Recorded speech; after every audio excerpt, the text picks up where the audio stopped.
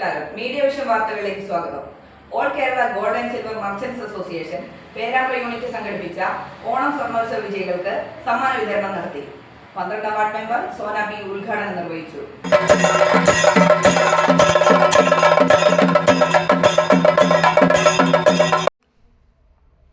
All Kerala gold and silver merchants association Perambra unit സംഘടിപ്പിച്ച ഓണം സ്വർണ്ണോത്സവം 2025 ഭാഗമായി നറുക്കെടുപ്പ് വിജയികൾക്ക് സമ്മാനം നൽകി.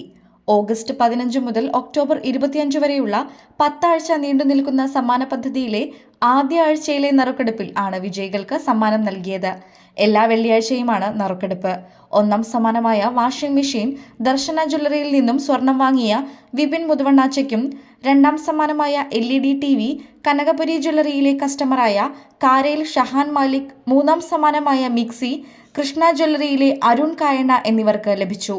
അതോടൊപ്പം ജനതാ ജ്വല്ലറിയിലെ പ്രോത്സാഹന സമ്മാനങ്ങൾ നൽകി.